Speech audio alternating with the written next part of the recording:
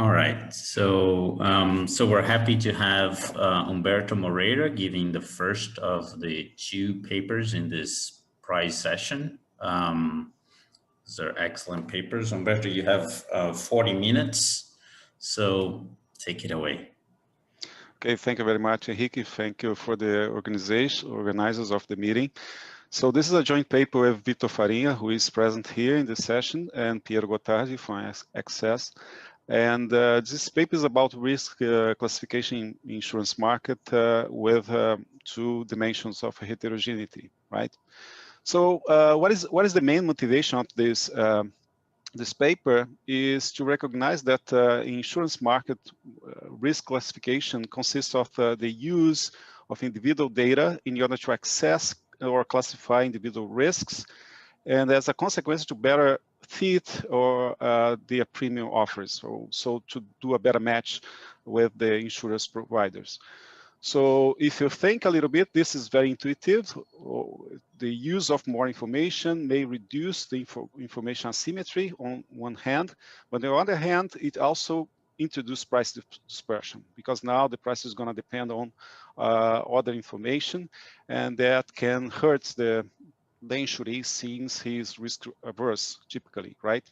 So what you want to do in this paper is really to understand the welfare impact of risk classification in this sense, and in particular, under condition can we access when exactly this risk classification can be welfare enhancing, right? So in order to do that, we are going to introduce a very parsimonious model to study this kind of question, featuring perfect competition, as in the tradition of Rothschild-Stiglitz model. So this means that firms act as price taking in the market, and we're gonna do only two dimensions of heterogeneity, which we're gonna argue that this is gonna be key. You know, the fact that the asymmetric information is gonna be two-dimensional is gonna be key to provide some analysis in this respect, right?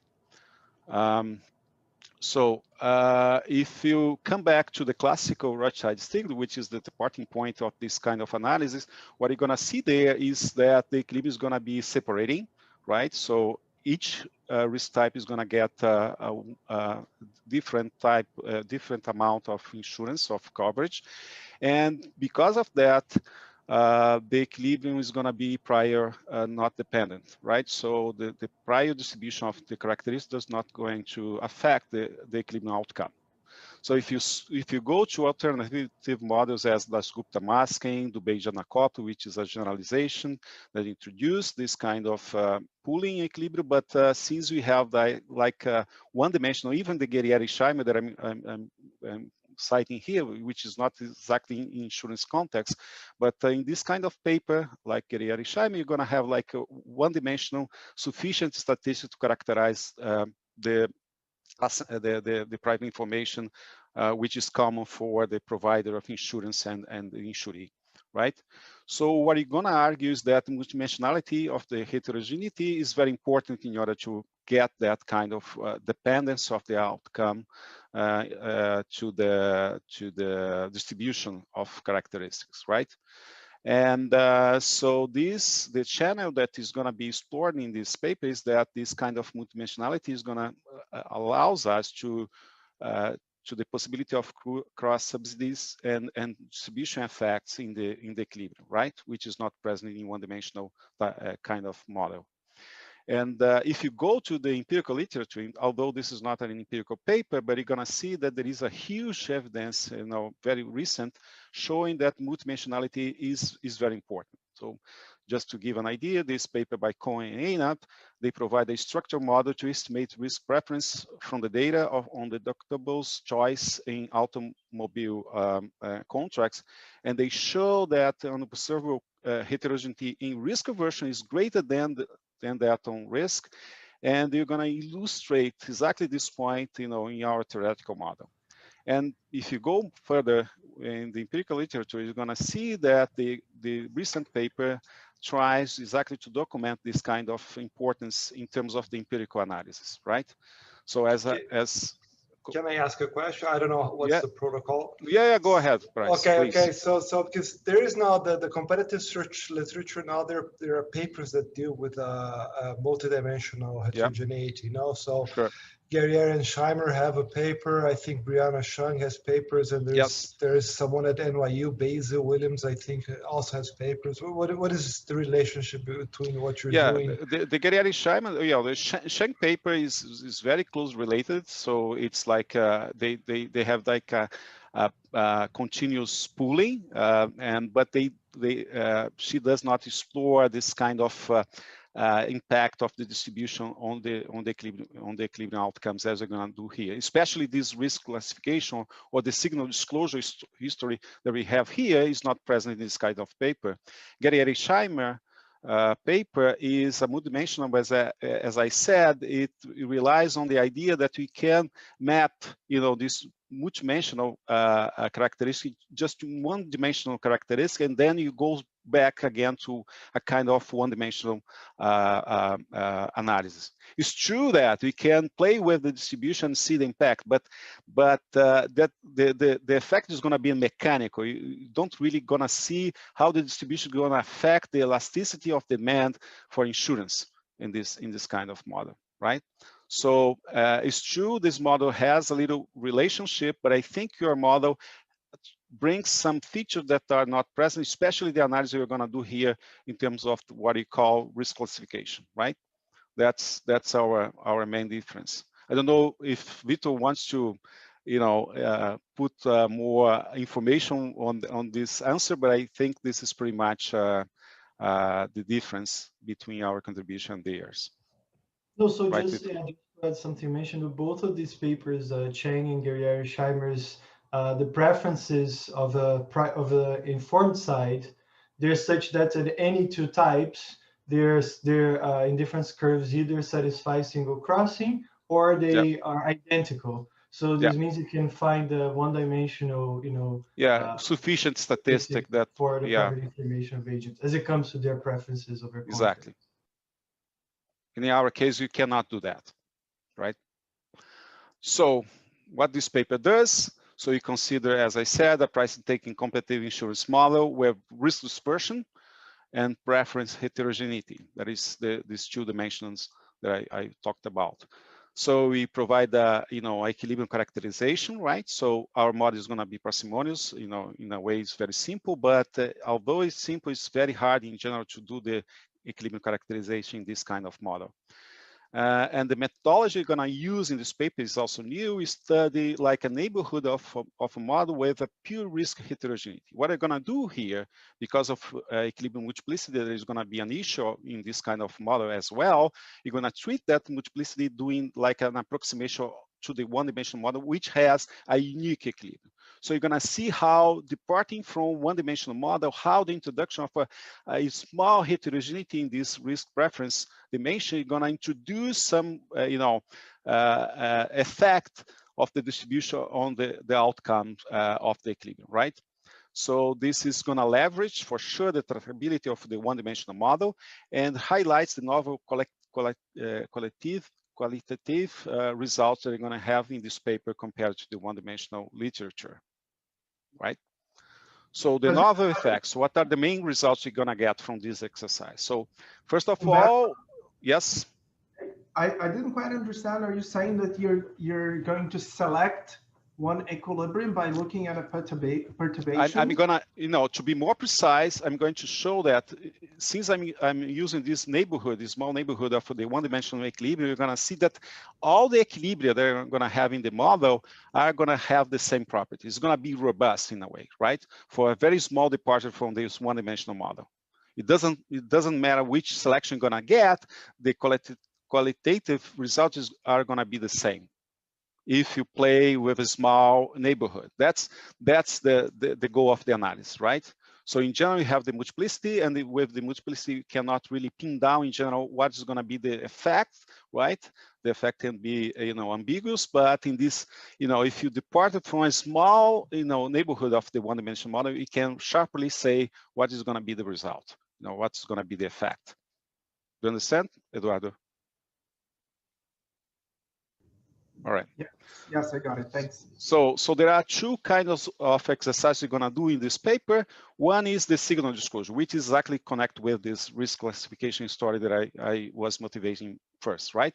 So what you're gonna do is that you're gonna introduce a kind of monotonicity property, a kind of the definition of monotonicity of the signal structure, and with this monotonicity condition is by chance, by coincidence, or by luck, is really related to some measure of entropy divergence in the literature. So it's not that we are using the entropy as a way to measure the monotonicity, but the monotonicity property we identify that leads to the welfare enhancing property is naturally related to this Kullback-Leibler divergence measure. I'm going to explain this better when I present the result. So with that, we're going to really have like necessary and sufficient condition to show that when a signal structure is going to be beneficial for the insurer, right? So it's like a characterization result in terms of what are the signal structures that are going to be the ones that you want to release information, right? And in terms of the comparative statics, we're also going to see that, if you think about the policy intervention that tries to change risk distribution in the market, we have a sharp answer when this risk change in the distribution is going to be beneficial or not for the economy, right? So the key point here is to show that the way you measure the risk how you compare the risk distribution is key, right? If you use first stochastic dominance kind of definition, then that's not is not going to lead you to exactly always the signal is the higher distribution in terms of first order stochastic dominance is going to be worse for the insurers. But if you use a stronger notion of comparison like MLRP, then that's exactly the precise concept that leads to this comparison between risk distribution, right? Let me go to, so I'm going to skip that. It's just, the literature very briefly is just to say how our paper fits into this literature. So you have like theoretical models, 2x2 models, no single crossing models, and on the side of the multidimensionality, on the side of the competitive structure, we have like a huge literature. More recently, we have this paper by Azevedo and Gottlieb. They have like a general existence and result in a very general multidimensional model. Our model, is related to theirs, but you are more precise in terms of the characterization. They don't really have a characterization result in their paper, right? So they have like a more approximation plus a numerical way to access, but they don't talk about multiplicity. They don't really talk about this kind of risk classification signal disclosure that we have in this paper, right? On the empirical side, I just mentioned briefly that. So there are a lot of interaction between the empirical literature and the theoretical literature that is going to be very important. So we think that our paper can be also potentially important to do the empirical analysis. That's one thing we want really to sell from this project, right? So the model. So as I said, the model is very very simple in a way. So an insurance contract is a pair of numbers, real numbers. One is the price, right, per unit of contract, and the other dimension is the coverage, which is going to be normalized between 0 and 1. So you can think as a share of coverage. And the consumer's preference on coverage is going to be a quadratic specification, right? In this quadratic specification, there are two parts. One is linear with respect to the coverage level, which means that the marginal willingness to pay for coverage is exactly his type, the risk type, which is mu. And there is a quadratic loss, which depends on the difference between X and 1, which is one is the maximum amount of coverage, right? So as you go, if you are most coverage, so the loss you feel is lower, in a quadratic way, and is weighted by the risk aversion parameter here, rho, right? Minus the price you pay per contract, right? So that's the utility of the agent. And these are the two dimensions, the risk level and the risk aversion, risk preference parameter. And you can formalize, or you can give a fundamental structure for this kind of preference if you think about the current normal formulation. So you may think as a guy having a loss, which is normal with mean mu and some variance, then, and the guy has a risk aversion utility, a constant risk aversion utility with the rho parameter, then you're gonna have like exactly this specification of his preference. On the firm side has a cost which is the amount of insurance times the risk level of the guy that is buying this amount of insurance, right? So I'm not considering administrative cost and any other kind of cost. It's very simple standard cost, linear cost, right? Any question about the model so far? Okay. So in terms of the characteristics, so first the mu is going to be a continuous parameter between a mu L and mu H. So the low and the highest possible level of risk, which in the prior distribution is given by this this phi function here, which is smooth, positive, strictly positive and smooth. And the risk aversion, which is the risk preference parameter here in this model, is going to be binary, right? So this is the simplification, right? So the mu is going to be continuous and the rho is going to be binary, right? So you're going to have a low risk aversion and a high risk aversion. And delta is going to be exactly the difference between these two levels, right? The high and the low risk aversion, right? So you can think as the dispersion of risk aversion between these two classes of risk types, right? So, you know, for this presentation, you're going to assume those dimensions are independent, and we can easily generalize the results for the case when they are correlated, right? So, but for the simplicity of the formulas and disposition, let's consider the independence case, right? So, what is an equilibrium? It's a competitive equilibrium. So, an equilibrium is given by two key elements. One is the price function. The price is a function that maps every level of coverage into a real positive number, which is the price of that level of coverage. And instead of the usual traditional way to present the allocation, which is a map from types to allocation to the coverage level in this case, you're gonna, you know, it's more convenient to talk about the type assignment object, which is mapped for each level of coverage, which are the types that are gonna be attached or assigned to this contract level, right? So this means that there are, you know, since that we have just two levels of risk aversion, so we can see that the mu I of X is going to be all the type mu, such that the mu and the rho I, which is this I here, choose the coverage X for each possible level of risk aversion. So I'm kind of dividing naturally this space of types in these two, you know, sets, which are the high and low risk aversion types, right? And I'm going to map each X to possibly this type. It's possible that one of these sets is empty. So for a given level of contract, I was going to see there is just the high risk averse type or the low risk averse type associated to that level. Or you may have like a continuous pooling that's going to be an interval, or you may have like a discrete pooling. Exactly, given one level of risk of coverage, you're going to have exactly two types that are going to be choosing that level of contract, right? So that are generally the possibilities of allocation here. So the equilibrium definition is this triple: the price, the type assignment for each risk averse level. And this triple is going to be an equilibrium if it satisfies the price consistency, which comes from the firm's optimality, since there is a free entry, you know, and the firms are risk neutral. So in equilibrium, the price should be the cost of X should be the X times the expected risk, given which types of risk has chosen that level of coverage, right?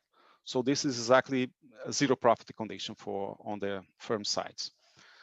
X, on the other hand, should be optimal for the insuries. It means that, you know, in these terms of this language here, it means that the mu and the rho I should be, you know, choosing the X level, right? So this mu I represent the choice, right? The optimal choice, you know. And we also have a third condition which talks about the off-equilibrium contracts. You may have some contracts that are not going to be traded in equilibrium, so you want to say how the price is going to be for this contract. The basic idea, I'm not going to present the detail because it's going to be a little bit longer. So it's the idea that these contracts are going to be priced for the type that has the most willingness to trade those contracts. That's the basic idea. And it's very related to the typical refinement we have in this kind of literature, right? So the equilibrium analysis. So the first thing is that, you know, first from the zero profit condition, you see that the price per unit of coverage is going to be exactly the expected risk given the contract chosen by the types that are chosen this level. This is exactly the zero profit condition.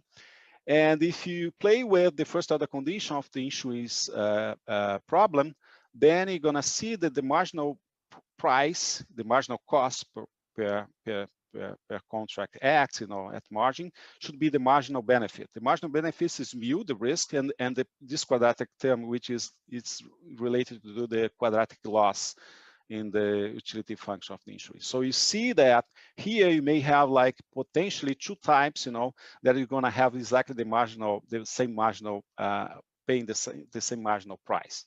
You know, if you play with this row here, you know, for low and high risk averse. So, you know, if you take the expected value, conditional expected value, so you're going to see, you know, you're going to see that the marginal price is going to be the expected risk times the expected risk aversion, which is exactly this formula here. So this is exactly the expected risk aversion given the X chosen, times 1 minus X, right?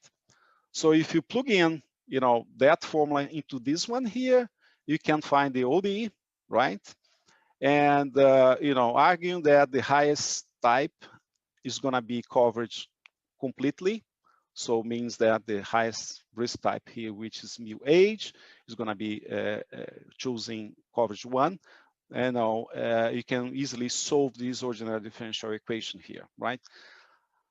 But the problem is that we really don't know what is going to be this, you know, this average risk aversion here, right? This is an endogenous object. So this expected, you know, risk aversion is given by the weights of these guys in equilibrium, and these weights in equilibrium depends on the prior distribution and depends on the demand elasticity of the insuries. So this object, this formula is not complete, solvable, because you don't really know what is behind this row bar here, right? All but right. what is important?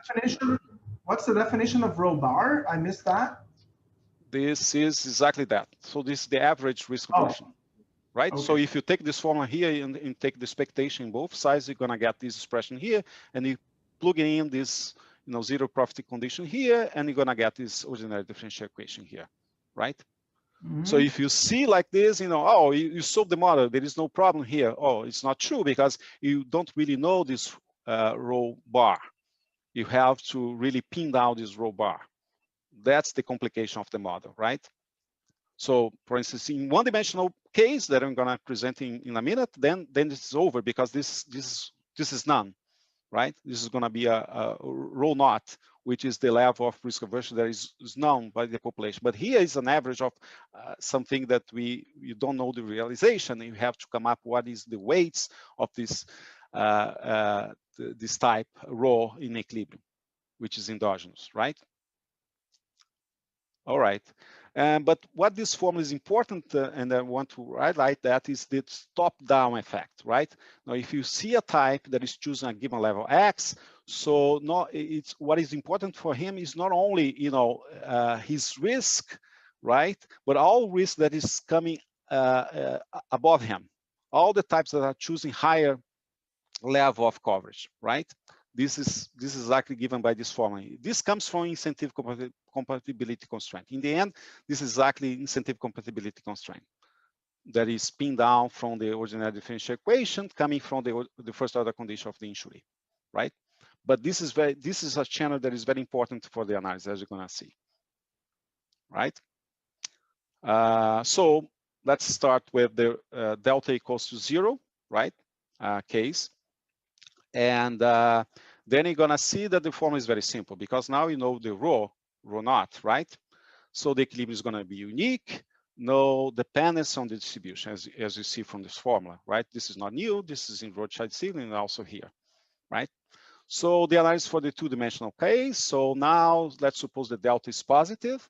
Now you have really to play with this two dimension, right? So now for a given quantity, let's think about this, you know, this region of the equilibrium that we exactly have two types in terms of risk aversion that is choosing the same level of coverage, right? Rho L, rho H, and ML, MH, right? I know from the first order condition, these two types has to satisfy this condition here. And this implies that there is like the gap between the two types, low risk aversion, high risk aversion, that is choosing the same level of content. There is a gap between these two guys. So in a way, there is like, you know, for the same level of coverage, there is a, you know, a high risk associated to that low risk aversion compared to the high risk aversion low risk, right? So this difference is positive, meaning that the low risk type is going to be higher than the high risk averse type associated to the same coverage. So maybe a picture is going to be more clarifying in terms of the characterization, right, of the equilibrium. So this is a numerical example from the uniform distribution case. So the equilibrium object is going to be like this. So if you see the, you know, for the high level of coverage, then you're going to have just one type choosing that level, which is going to be exactly the high risk averse type, right? So these guys are, you know, separating, right? These guys are going to be unique, right? As in the one-dimensional model. And the same for the low part, right? For the low part, you know, for the low coverage level, you're going to have only the low risk averse type choosing that level, just a unique type. But in the middle, you're going to have this phenomenon here, right? For a given level here in the middle, so you're going to have exactly two types. One each is the low risk averse, as I said before, this guy is going to be higher, right? For associated to the same level of coverage, and this guy which is low, which is the high risk, right? So these guys are pooling, and the average risk, you know, the average of these two types is going to give you the average price, right? So this is exactly the average risk. So I'm doing a convex combination given by this endogenous weight that comes from the equilibrium, right? That I was saying before, right? So that's pinned down. As you see, the price function is going to be exactly this black line, which is exactly the average risk for every possible risk level. You see there is a transition between these two regions, the separating and the discrete pooling region, which is going to be complemented by a continuous pooling. You see here these small intervals here of low and high risk averse types. These are exactly the pooling types, continuously pooling types in the transition. That's the way to make the price function a continuous function, which is a necessary condition to be an equilibrium in the first place, right? So these are the transitions. So we're gonna have this kind of 5-region situation: separation, continuous pooling here, discrete pooling here, continuous pooling again, and then separation again, right? And to give you a little bit of the idea, now, as I said, you know, I'm going to play with the delta, making the delta going to 0. What's gonna happen with this picture? What is gonna happen in this picture is that the discrete pooling part is gonna be cover all the regions. So you're gonna push this pooling upwards and this pooling downwards. So as if these two curves are gonna be approximating this one-dimensional thing, right? So as you approximate the one-dimensional model, you're gonna approximate with this discrete pooling region, right? And that's going to be important because this is going to be the transmission of the multidimensional aspect of the model, right? The one dimension to the multidimensional aspect of the model is through this discrete pooling region, which is the essential element of the equilibrium analysis, right?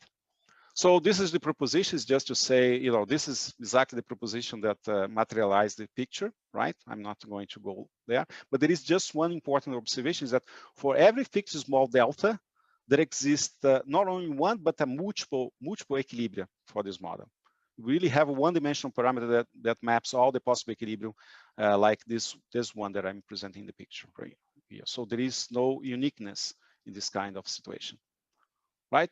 So because of the multiplicity, what you're gonna do here? So you know, sorry, Humberto, I missed in the picture. Where's the multiplicity? You know, the multiplicity. The multiplicity. I don't have much time to explain that, but it comes with the fact that the place we are doing this pooling here, that gives you the transition between the separation and the pooling part. This is not completely determined.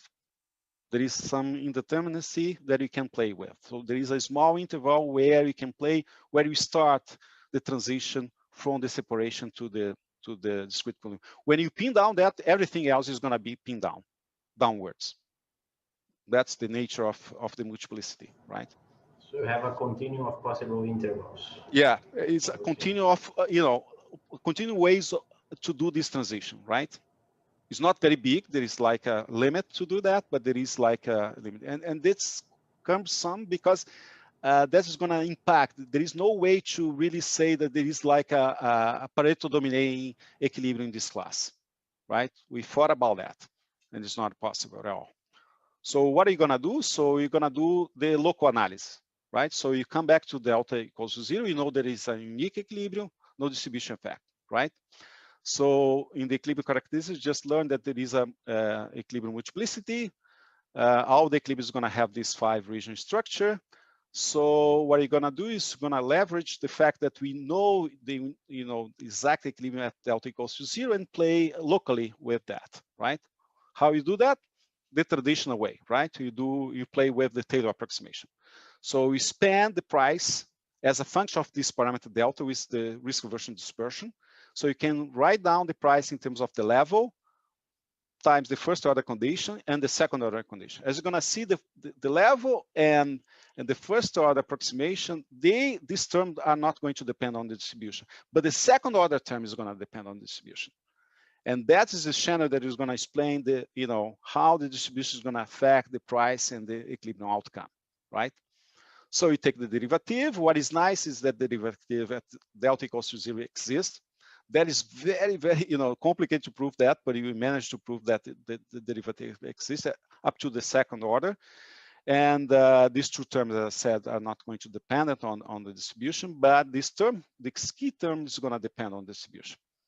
And with that, because all these terms are going to be uniquely pinned down, because of this uniqueness of these terms, then you can say sharply what is going to be the effect, right? So we play with the Taylor approximation, and since we have the uniqueness of this expression here, for any possible approximation, for any class of selection of equilibrium you're taking the selection, they are going to have the same approximation terms, right?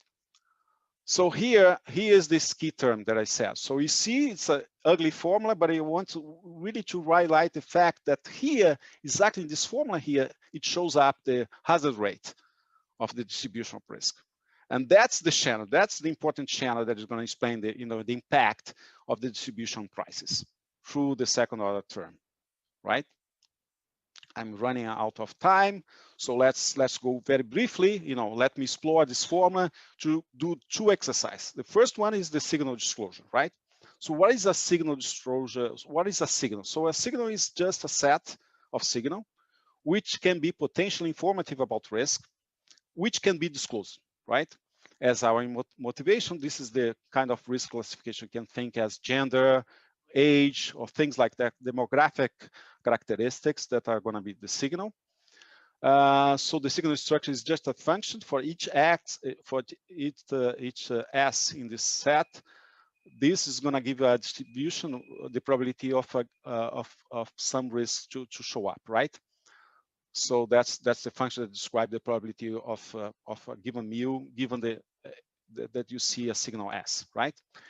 So I'm going to denote for each type in my model, mu and rho. U of mu and rho is going to represent the utility of the insurer. Since the insurance company has zero profit, the only action in terms of the welfare analysis is in terms of this function here, right? U of mu and rho. And when you have the signal disclosure and S is observed, you're going to denote U in superindex S to represent the utility given this exposed signal revelation, right? So this is the difference. We're going to omit the delta in the notation, not to be very, not to make it very heavy. And when you say that a signal disclosure is entering welfare improving, you say that the signal structure is going to be entering welfare improving if for any, and I want to write that, any distribution of type. So in a way, it's going to be robust to any possible distribution of type. And every possible realization of type, the expected utility in terms of the signal disclosure is going to be higher than the utility is going to achieve if you don't have signal disclosure. If you take, the accent distribution, you don't consider the signal. So what I'm saying here is that I disclose the signal, so I see the realization in terms of the realization of the signal. I take the expectation of that, right, and see when this term here is going to be bigger or not to the benchmark case when I don't disclose. I take the average of the distribution in terms of the signal, right? So if this happens, I'm going to say that the signal structure is welfare enhancing. Do you understand the definition? Is it clear? All right. So I want to highlight this is a stronger notion than ex-ante criteria because I'm taking this type by type realization, right? So it's a notion that I'm considering type by type. So it's enhancing in terms of all types, all possible types in the economy, right? So let's fix ideas just to, how much time do I have? I'm out of time, right? Almost. You can take like 4 more minutes since we started a little late. Let me go very briefly here. So let's think about the binary case, which is simpler. So suppose that we have two signals, good and bad. Good, bad means that, bad means that, it's more likely that you're going to have like the bad signal as you go, as you increase the risk, right? So in terms of the monotonicity here, to fix idea, this pi function is going to be increasing, right? If S is B, and it's going to be decreasing if S is G, right? Which is the same that the ratio of these two densities is going to be, these two probabilities is going to be increasing, B over G, right? Which is the likelihood of these two signal in a way. So the proposition that we have here is a signal structure is entering welfare improving if and only if it's monotonic. Monotonic meaning that likelihood to be increasing. So I won't have time to go, it's a pity, but I won't have time to go really to the intuitive idea here. But the thing is that, if you see the effect through the statistical element, it's true that you have an equilibrium. So as you disclose, you're going to have the reaction of the agent. So they are going to re-optimize and choose different coverage. But let's fix, suppose that the only thing is a statistical effect. As you disclosure, so you disclose a good signal, it means that this is going to be good news about the types that are choosing higher risk, higher coverage level than you, because of the top-down effect that I showed in the formula before. And because of this channel, I can lax the incentive compatibility constraint when I disclose a monotonic signal, a signal that releases more information about high risk when the signal is bad and good risk when the signal is good, right? That's a little bit the logic behind this argument that I don't have time to go through. When you don't have a monotonic signal, you can show really with extreme examples that that the welfare analysis go in the other direction, at least for the very low risk types, right? So you show that for the low risk type, if you disclose a no monotonic signal, that can be harmful for low risk in the population, right? That's another point. And in terms of generalization, so monotonicity I present in the case of binary case, but you can generalize that with this notion of the Kullback-Leibler divergence measure, which exactly, it's a kind of metric, but it's not a metric indeed. It's a positive measure, but it's not symmetric and does not satisfy the triangle inequality, but it just essentially says that if two measures are different, are divergent, they are more informative. And the monotonicity condition here is to say that if you take, like, let's say risk mu and mu prime, if mu prime is greater than mu, so it means this divergence measure is going to be increasing. It's going to be more informative as you go up in terms of the risk level, right? As you go up in terms of the risk coverage, another way to see that, right? So this is a generalization of the monotonicity condition of the binary case, and the results generalized to this very general structure of signal, right? In terms of the comparative statics, the thing, if you go back again to the formula I presented you before, the second order approximation, you're going to see that mechanically, now, if you compare to risk distribution, the comparison in the end of the day is going to be given by the hazard rate comparison between these two distributions, family B and family A. So suppose that you increase the risk in terms of log likelihood, then it's mechanical that the price is going to go up, right? That's essentially the thing. So the results we have is that with MLRP, which is the stronger notion of comparison, you really have this negative effect on prices. High risk in terms of MLRP order is going to represent a negative effect on price. In terms of the distribution of risk aversion, if you increase the willingness to pay for insurance, which means that we increase the distribution towards high risk aversion, then you have a positive impact in terms of price. The price is going to go down, right? So briefly, the conclusion, I'm going out of time. So what we do in this model, in this paper, is we study welfare impact of risk classification. We translate that as this signal disclosure exercise. We present really attractive model with new distribution effects, which are not present in the one-dimensional models in the literature.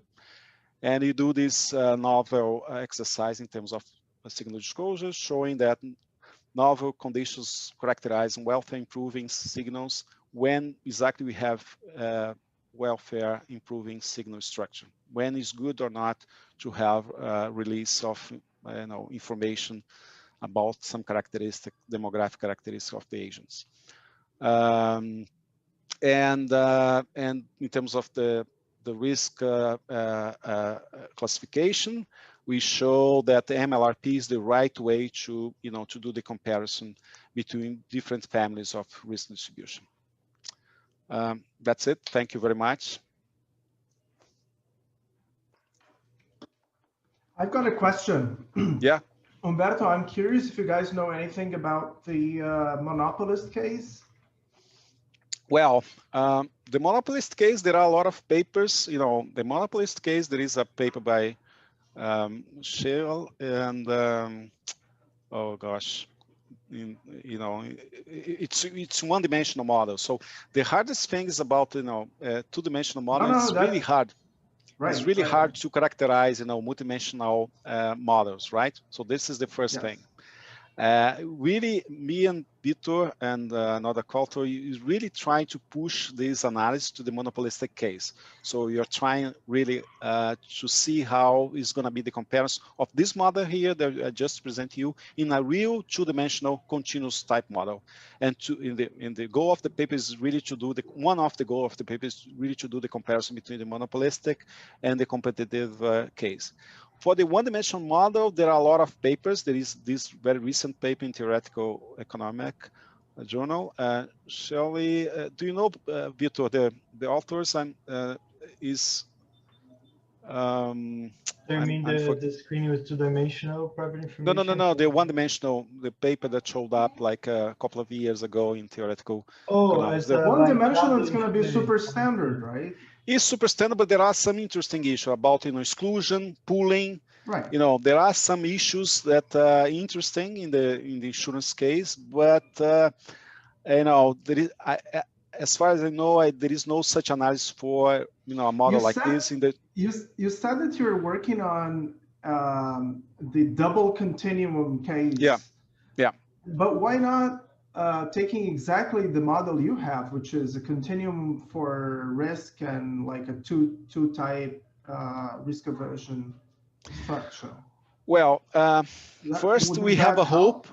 Yeah, first, you really want to understand how this analysis where we do like the local analysis could be extendable to a real continuous two-dimensional model, right? If you have a hope to have some way to pin down, uniquely the equilibrium, right? Or to understand better. So if this two-dimensionality in terms of the being continuous in the two dimensions is going to put more discipline in terms of the characterization of the equilibrium, if this is true or not. So that's one of the goals, right? To really understand if you really play relevant, and that's relevant already in the competitive case. Right? Yes, exactly. So the idea is exactly to do the comparison, the competitive and the monopolistic case in this project. Yes, Vitor. And also, just to complement on the related digital monopoly screening, so the paper that Humberto mentioned is by Chade, Schle, where they solved the one-dimensional model in quite general sense in the monopoly. And there is a paper by Lafon, Masking, and Rocher, like an older paper, where they essentially solve the two-dimensional model that we're looking at here, quadratic model, but with private values. So it turns out that the presence of common values actually muddles things up quite a bit, even in the monopolist model. So that's still an open question. Yeah, and we're working really with the call of one paper that tries to generalize this Rocher, Masking, Lafon, Rocher paper, which is Sergei Serenov, Vitor's colleague at UBC. Very, very nice, guys. Thank you. Sorry for the time. This is very good discussion. But let's move on to Paulo's paper. Yeah, let me stop. Yeah, thank you. Okay, let me share mine. Sorry, Paula, for stealing a little bit of your time. It's okay. Okay, I'll make sure to keep you all here for as long as I need. All right, take it away, Paula. Let me put this full screen.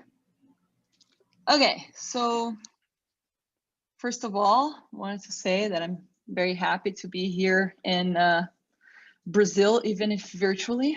But okay, and I'm happy to present my paper, which changed a lot since I submitted it to the conference, and even the name has changed, okay? So I'm gonna present my paper, which is called Advisors with Hidden Motives. So, okay, let me start by remarking that there's many situations in which we seek information from sources that are conflicted. So just a few examples, we consult with financial advisors that many times receive commissions that are undisclosed, and they receive these commissions from the product providers. We also watch Instagram influencers exalt products that many times they are paid to review. And we even rely on academic research that is many times funded by pharmaceutical companies, okay? So just to look at one of these examples a little bit more in detail, let's say if I'm thinking about a financial broker, say I'm thinking about like Morgan Stanley, okay? They usually have these big equity research teams that are producing information and reports on like all the products that you can trade through them, okay? So many times you can see like a report on a stock that will say, we'll have like a compilation of a bunch of publicly available information on this stock, but also has a bunch of information that's produced by this team. So they have like forecasts and analysis that are produced by the team. And usually these reports also include like a recommendation to buy, sell, or keep this particular stock in your portfolio, okay? And there's many different empirical papers with a variety of empirical strategies that try to document that these brokers often will hide bad news about some companies that they're financially interested in, or that they are more likely to recommend products that they have high commissions on.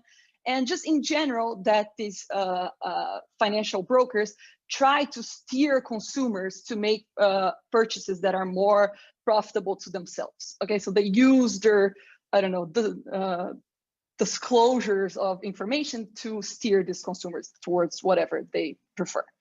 And this is a big regulatory concern. There's a lot of like in different countries, different policies of how to I don't know, address this. So like in some countries, financial advisors are required to disclose all the commissions they receive from product providers. In some other places, there are caps on how much or on what commissions you can accept and so on.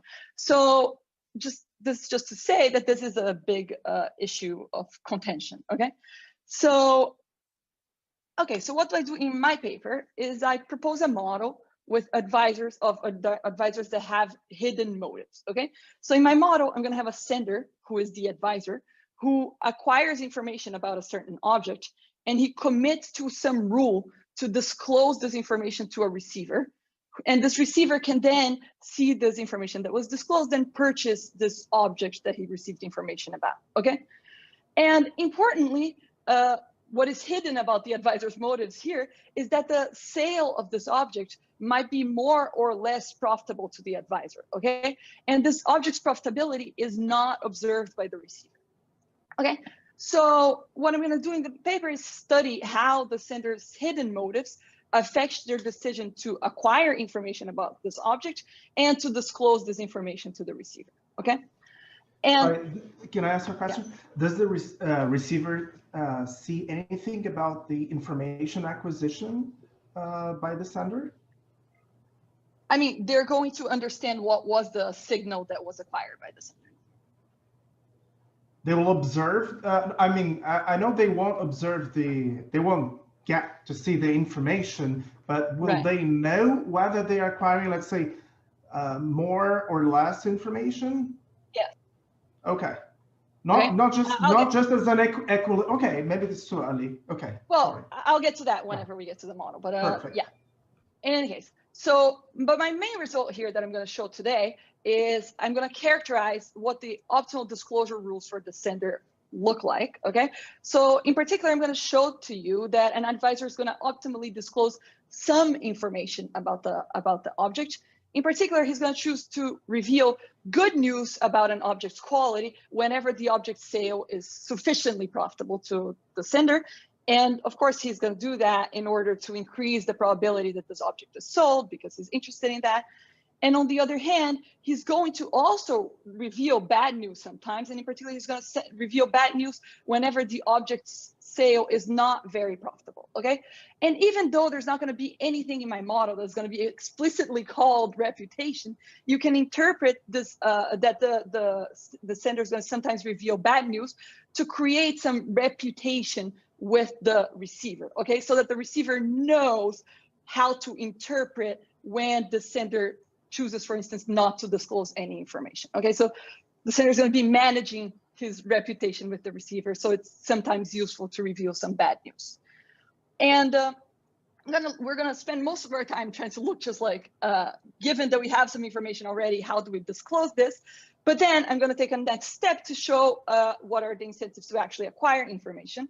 And I'm going to show you in particular that the sender's hidden motives can actually be an additional incentive to invest in acquiring information about this object, okay?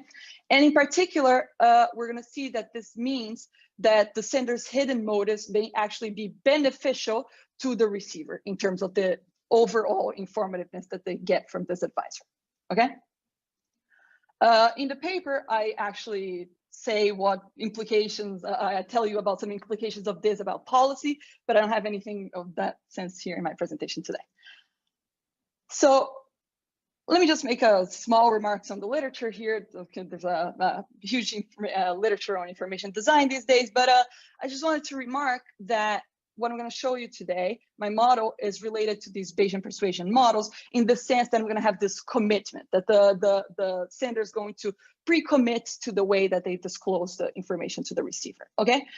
But my model is also related to this voluntary disclosure models, especially DIE in 1985, in the sense that the information that the choices the sender is going to be making is between fully revealing the information, so disclosing the information to the receiver, or not disclosing. Okay, so it's not going to be a information design problem per se, more like a disclosure model. Okay, so if you have any questions, I'm happy to take them. Otherwise, so this is going to be a static model, so there is no dynamic interaction here. So So when you say reputation, is just, you know, interpretation of the fact you just described, how the information is going to be released, right? Exactly. So there is not going to be any dynamic here and no actual reputation building. But, you know, there are actually these new papers. There's some people here at NYU, like Ennio Sacchetti and David Pierce and Laurent Matevet. They have this new paper trying I heard of. Yeah.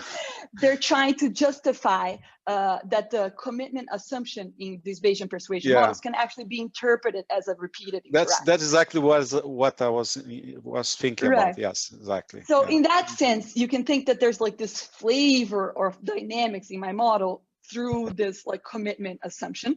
But of course, I don't actually explicitly model the reputation building here. Although I do have some things to say about it. I'm happy to talk about it at some point. Great. Okay, let me tell you what my model is.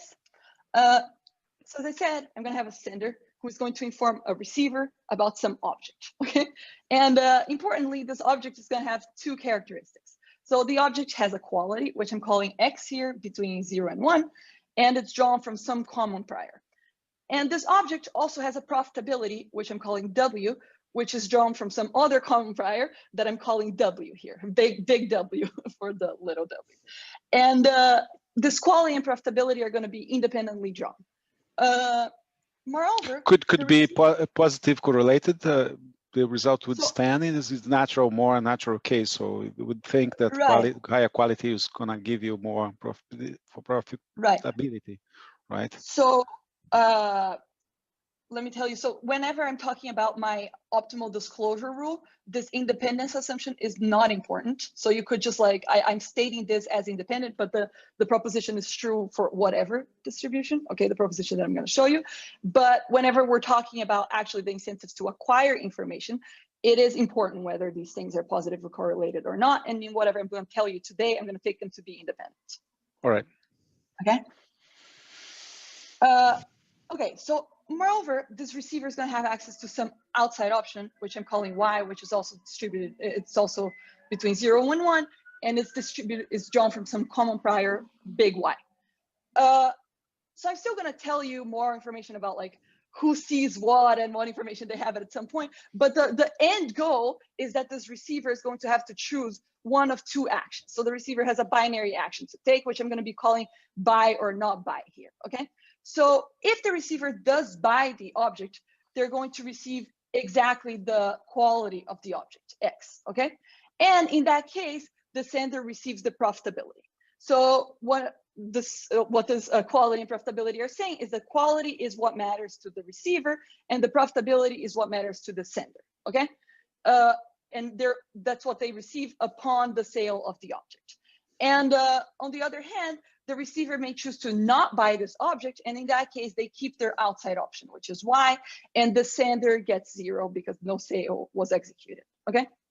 So let me just read this in terms of the financial advisor case that I was telling you about. So you can think in the context of the financial advisor, you should think this about the quality as the suitability of this project, of this asset to the investor, and the profitability could be whatever commissions the sender is receiving from the financial product provider, okay? And importantly, so the commission is kind of uncorrelated with the quality. Right, here I'm taking it to be uncorrelated, but again, it's what I said to Umberto. For the first result that I'm going to show you, you could think of it whichever way you want. Okay, so I'm telling you about buy or not buy the object, but I'm not mentioning any price. So in particular here, when we're thinking about this context of the financial advisor, many times the prices of these assets are not really negotiated between the financial advisor and the investor, right? But rather, they are already some price that is set by the market. So I'm taking here the price to be some exogenous value that was set by the market. And so you should interpret this quality X as already being the quality of this product net of the whatever price it costs, okay? You can think if this is like a brokerage firm that it has like, the advisor tells you buy this stock here and then he gets a commission, and this stock has some quality that he has information about, and he discloses some information to you as a buyer. It's exactly that, okay?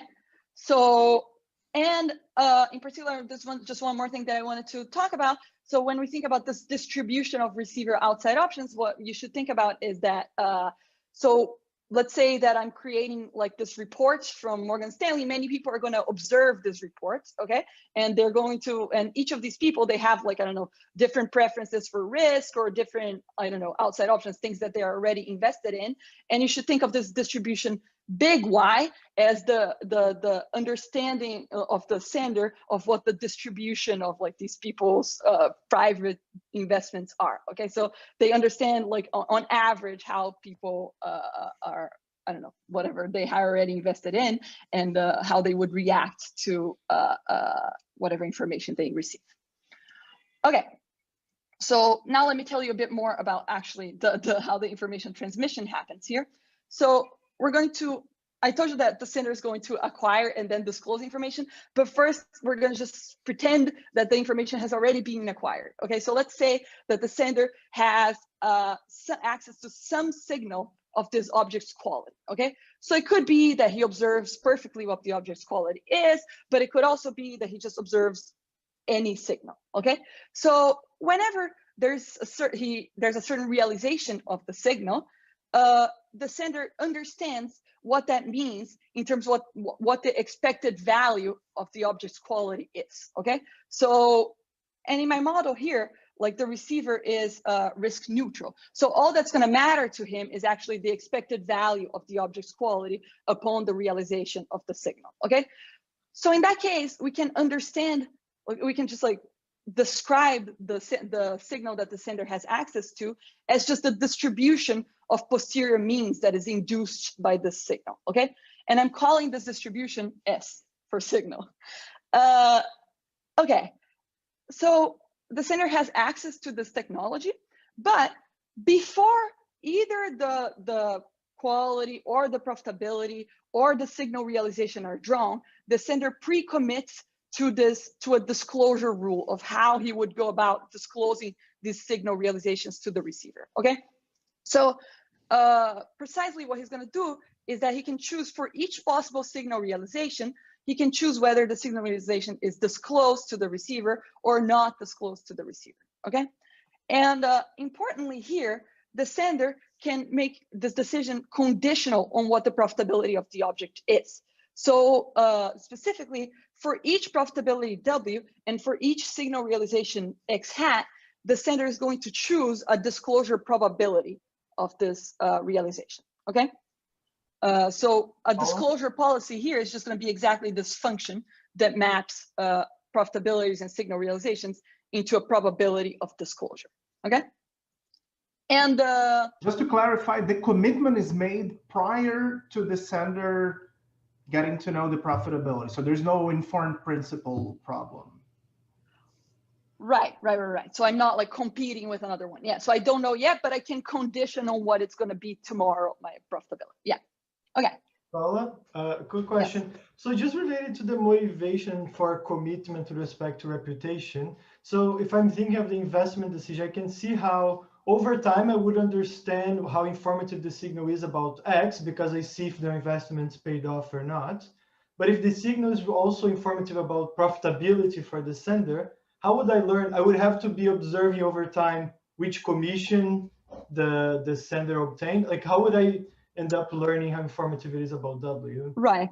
Well, I guess here what's going to happen in my model is that to the receiver, it doesn't matter what the profitability is. So he only cares about what this X is. Okay. So to some extent, I don't know, he doesn't even want to learn about the W. Okay. So that's just a moot point a little bit. But I can also, I prefer to talk about this later, but like I can also argue with you that actually the commitment with respect to the W dimension is not actually going to be important. Okay, so if I could in some way just describe a partial commitment where I'm committing on the X dimension but not committing on the W dimension, then that's going to be sufficient. Like it's just not, that part is not important here. And it's not important precisely because the receiver doesn't care about the W. Okay? Oh, great, thank you. Okay. So in terms of sort of the Bayesian persuasion literature, so So should I think of this as kind of placing a restriction on the experiments that you design, or because because in a sense, yeah, I'm just trying to understand, because in a sense, a typical Bayesian persuasion model, in a sense, is going to allow a greater degree of freedom. Is this the right way to think about this? Yeah, so you can think about it that way. So it's just, I'm telling you a class of signals that he can pick from, which is a subclass of whatever is allowed in Bayesian persuasion, okay? And but I will argue that it's not just like a restriction in terms of like, oh, I can't solve this, so I'm going to solve this, but rather it's just a completely different interpretation. So it's just like, it's as if we have hard evidence. So it's like I produced whatever the forecast is about this product, and I can choose to tell you that or not tell you that. Okay, so while in Bayesian persuasion you could think that it's like more of a problem of I'm designing classes, so I could tell you this is an A product or a B product or so on. Okay, so I feel like in reality there's both of these things. I feel like the Bayesian persuasion thing happens more often in the context of like credit rating agencies, while something like what I'm telling you is more, I don't know, commonly observed in this context of like financial advisors, for example. Okay. And just sort of just a quick follow up. So, but in a sense, so by sort of making this ex ante commitment, sort of you're killing this the signaling dimension. No, that in a sense that your decision whether to reveal some information or not in itself might have some information on content.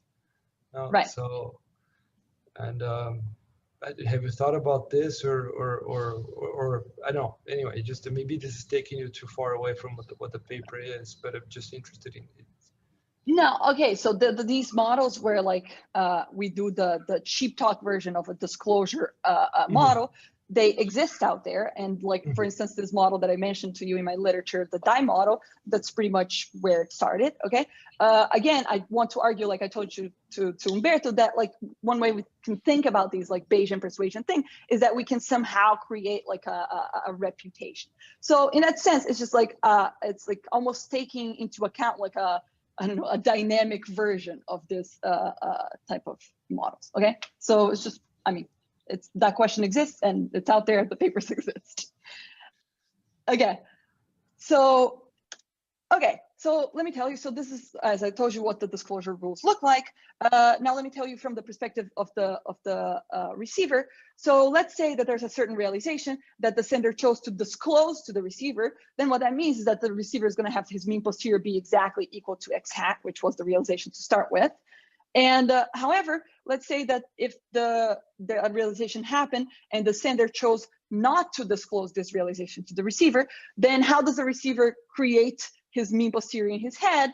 It's like this. So he takes the average quality amongst all the possible situations in which the sender would not have disclosed the signal. Okay, so and then calling that average the XND, so the X of known disclosure. Okay, and okay, so and in particular, it's important here that because the receiver does not observe the profitability, he is conflating here in this expectation situations in which the object was very profitable and the sender didn't reveal, with situations that the object was not very profitable and the sender didn't reveal. Okay, so this through this pool here that the sender can create is where he has some ability to manage the expectations of the receiver. Okay. So let me just say exactly what the timing is. So first of all, the sender is going to commit to this disclosure rule D. Next, the nature is going to draw the quality and the profitability of this object, and the disclosed signal is going to be realized according to the disclosure rule that the sender picked.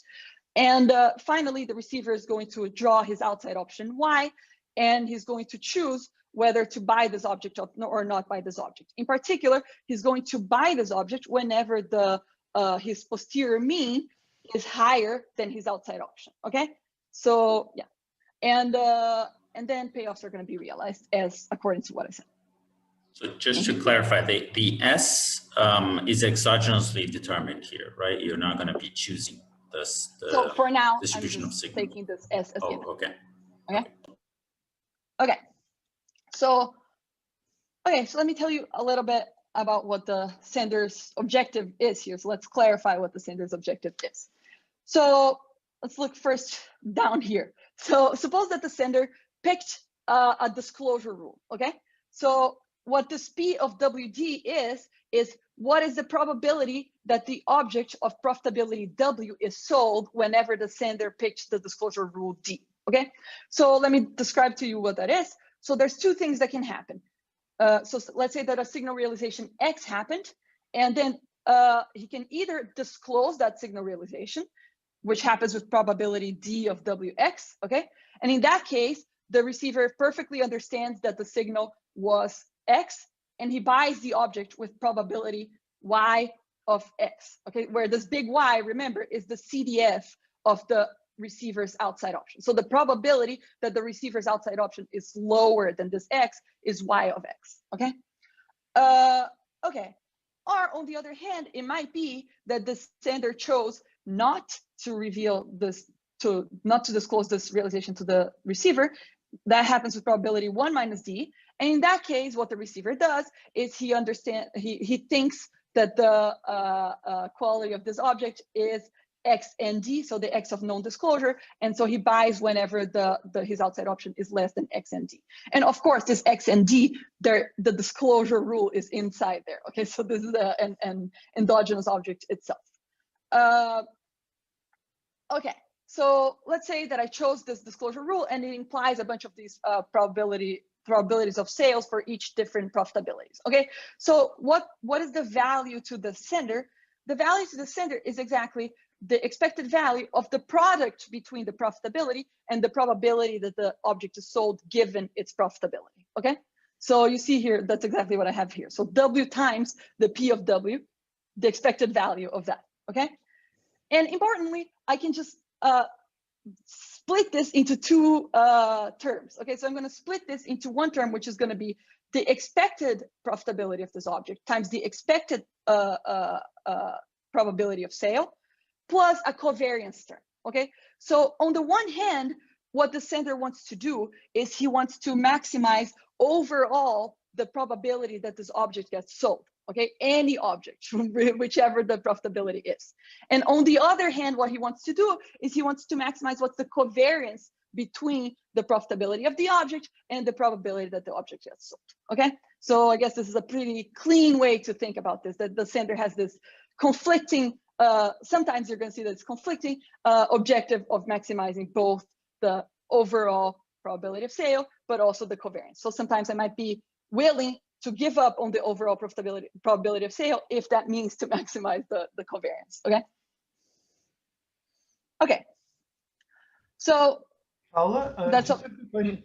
So this expression of P seems to say that whenever I disclose, the agent buys, right? Yeah. So I'm never going to disclose a signal that leads to the agent not buying. Is that the case?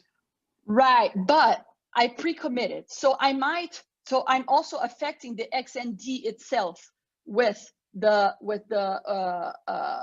disclosure rule. So I might want to disclose to you some things that are negative if that means that it would improve your overall perception whenever I choose to not disclose.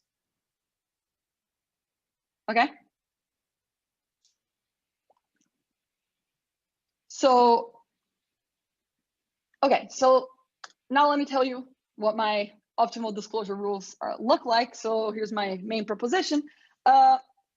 So the optimal disclosure rule is going to have a threshold structure. So in particular, there's going to be a quality threshold, which is going to be a certain number, X bar, and there's going to be a profitability threshold, W bar, and it's going to be such that the sender is going to choose to disclose a realization whenever either both the quality and the profitability are above the threshold, or both the quality and the profitability are below the threshold, and not disclose otherwise. So one way to think about this is that whenever the quality and the profitability are above the threshold, for instance, it's a situation in which the quality, which matters to the receiver, and the profitability, which matters to the sender, are in agreement. Okay, so it's like I I disclose whenever both the quality component and the profitability component agree. So they're either both high or both low. And I don't disclose whenever they disagree, okay? And in particular, you can see here that while the quality threshold is just a number, the profitability threshold is actually a function, okay? So this W bar depends on what the X is. Sorry, I should have been more clear. I'm plotting here the quality on the X-axis and the profitability on the Y-axis, okay? And I did my best here to try to draw a quality, to try to draw a profitability threshold that looks pretty silly, okay? So just to let you know that in this proposition, I don't yet have any characterizations of what this threshold looks like, okay? So, but I do, once we put in some assumptions on what the distribution of outside options is, or distribution of signals or so on, I can tell you much more about the characterization of what this function looks like. But so far, let's just take it for what it is. So how important is for this result is the assumption that the X and the W are independently distributed? So not important at all. So okay. You might as well just think that it's any distribution. Okay. Okay. So, but this threshold curve could be very, very weird, right? In principle, it's like could jump, could do. So for instance, let's say that we assume that the distribution of the receiver outside option is continuous. That is already going to imply that this is going to be a continuous function. So it's not going to be too crazy. Okay, so like with mild like assumptions, I can get that this function is going to be somewhat reasonable. Okay, but okay, but just the way that I want to, yeah. So the way that I'm writing this proposition right now is just saying that to the extent that these things are quadrants, I reveal on the first and third quadrant, and I conceal on the second and fourth.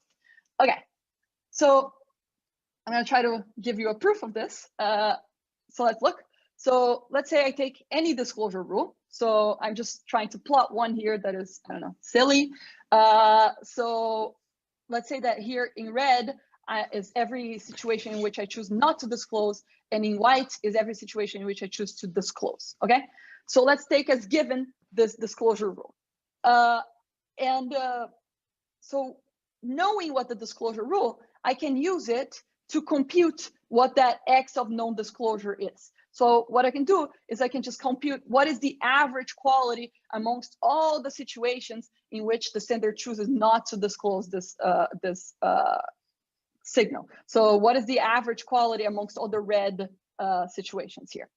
So I can always do that. So suppose that it falls right here. Okay, so okay, now I'm going to try to argue to you that this disclosure rule that I drew here can be improved upon, okay, in a particular way.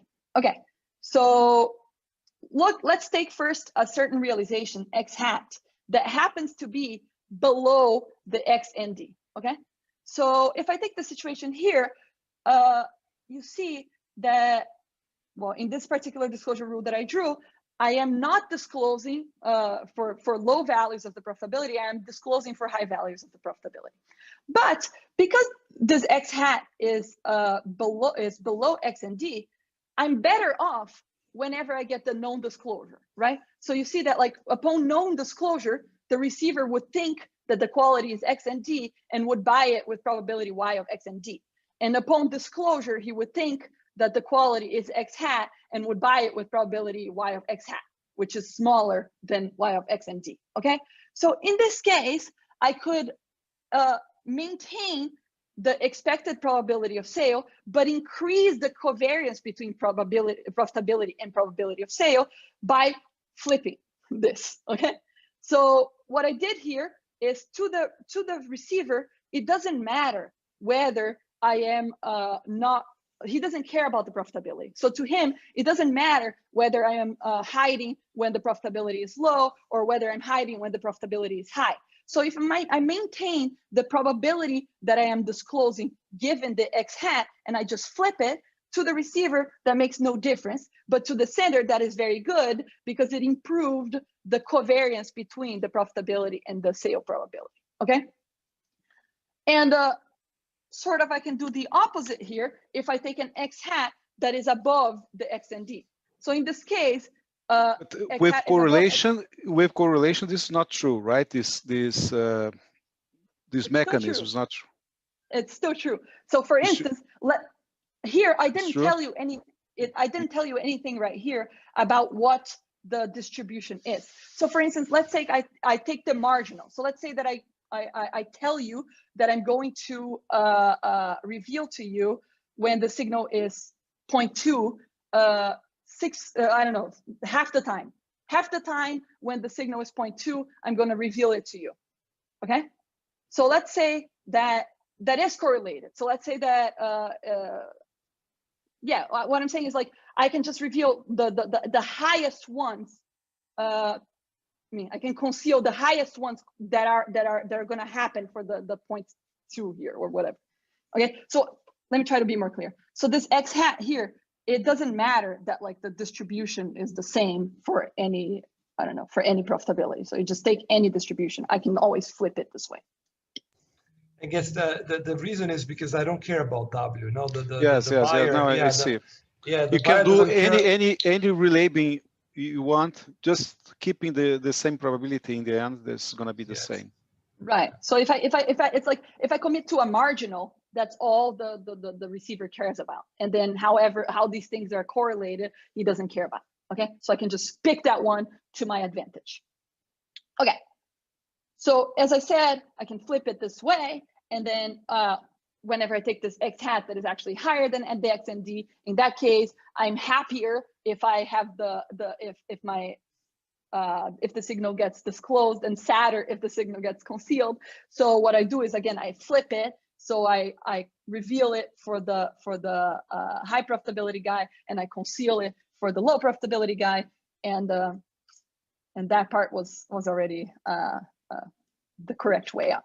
So anyway, so and there you have it. This is already has that structure that I told you. There is some threshold W, which can be described by some function, and some threshold X hat, which happens to be exactly equal to that X and D that I told you. Okay, so I have this threshold structure whereby I reveal on the first and third quadrant and conceal otherwise. Okay. So do we know whether this W upper bar is strictly between W upper bar, strictly interior in the set of W's? I'm just thinking whether this can reduce to just the usual, I reveal when it's sufficiently high, when X sufficiently high, and don't reveal when X sufficiently low. Right now, I drew it. Well, I told you that the W was just in the real number, so I made it not bounded. So I mean, it's always interior. I don't know, it has to be, but I can tell you more. So for instance, let's say that there are just two profitability levels. So it could be like low or high or something like that. It's always going to be between the low and the high. Okay, so at least somewhere this function is going to be between these two things. Okay, so just because I'm having fun, let me tell you a bit of like a further characterization that I can have. So for instance, I can tell you that whenever the distribution of the receiver outside options is uniform, okay, so let's say in that case the y is a linear function, I can actually tell you that this W threshold is also just going to be a number, okay, and it's also going to be equal to the average profitability amongst all the non-disclosed signals. And if, for instance, the distribution of the receiver outside options is convex, I can show you that it's going to be a decreasing function, which is going to exactly cross this W and D at X and D, and the opposite if it's concave. So it's going to be a increasing function. So you have closed form solutions for that? So I don't have closed form solutions, but I have an algorithm. So if you tell me, you see that here for each. If I take two numbers, so let's say I have a candidate X and D and a candidate W and D, then I can tell you exactly what this. Then I have given an X and D and a W and D, I know what the closed form solution for this function is. So basically, I can just write an algorithm that is going to test out a bunch of combinations of X and D and W and D, and I can just tell you exactly what's going to be the optimal disclosure rule. Okay, so it's pretty general. I can always find it sort of easily in my computer. Okay, so I have intuitions and lots of things to say about the convex case, the concave case, but I feel like I'm just not going to have time to get there today. So let me just leave it at that. Okay, so importantly, one way that we can look at this is that let's say I take a very high profitability object. Okay, then we're gonna have this characteristic that I'm gonna like conceal bad realizations and reveal good realizations. And likewise, if I take a very low profitability object, I do the opposite. So I reveal bad realizations and I conceal good realizations. Where of course, if I'm like somewhere in the middle, I could have like some I don't know, some alternating revealing and concealing of the realizations. But I just wanted to show you another picture. So another way to look at this is by plotting what is the posterior mean that is induced on the receiver for each possible signal realization. Okay, so what I have here is on the y-axis is the receiver posterior mean, and on the x-axis is the signal realization. And on the left, I have the case of the low profitability object. So you should think about a very low profitability object. And on the right side, I have the very high profitability object. Okay, so what's happening here is that if I'm a very low profitability object and I get a bad signal realization, it gets realized and the receiver exactly understands what the posterior mean is. So I have the 45-degree line. Versus whenever I have a high profitability realization, I don't reveal that to the receiver and he thinks that the quality is X and D, so that's just a flat. And on the other hand, for the high profitability object, it's the opposite. So for the low, I think it's X and D, and for the high, it's the 45-degree line. So the way that I like to say this is that what the sender induces on the receiver is that he makes the receiver think that the low profitability object is at most X and D good. And he makes the receiver think that the high profitability object is at least X and D good, okay? And you can see that by doing this, what the sender is doing is he's effectively steering sales that are going from the low profitability objects to the high profitability objects, okay? So just making you buy the thing that I like better. Okay. I just wanted to mention that, you have only one more minute, so just bear that in mind. Okay. I mean, you can take 2. Oh, I thought it was like 15 more minutes. I think it's crazy. Okay. Okay. So let me, I was going to tell you, okay, I'm going to tell you about information acquisition, but I'll tell you a very silly case. So let's say that the acquiring information is costly to the sender. So in particular, let's just say that instead of committing to just the disclosure rule, he actually first chooses also to acquire or not acquire the signal of the object's quality. So either I have no information or I have a signal, okay? And having a signal costs K, okay? And what I want to do is I want to relate the degree to which the sender has hidden motives with his decision to invest in this information to start with. So here I'm just defining what like more hidden is. So I'm going to say that the sender has transparent motives if the distribution of profitabilities is just a degenerate distribution. So in that case, the receiver just understands fully what the profitability is. And in particular, I'm going to say that he's more hidden if he has a mean preserving spread of the distribution of profitabilities. Okay, so if my distribution of profitabilities is more spread out, I understand less, the receiver understands less what the motivation of the sender is. Okay, and the proposition that I wanted to show you is just to say that here in this case, the sender is going to acquire this costly signal of the object if and only if his motives are sufficiently hidden. So if a sender is acquiring the signal and I make him more hidden, he continues acquiring the signal. And on the other hand, if he's not acquiring the signal and I make him less hidden, he still does not acquire the signal. Okay, so there's this monotonicity. So if I am sufficiently hidden, I'm going to acquire the signal. And just let me tell you one thing, because just in one line we can see this. So if I look again at this objective of the sender, his revenue, So he wanted to maximize both this expected value here as well as the covariance. But you can see that if he has transparent motives and his distribution of W is a degenerate distribution, then this covariance is trivially equal to 0. Okay.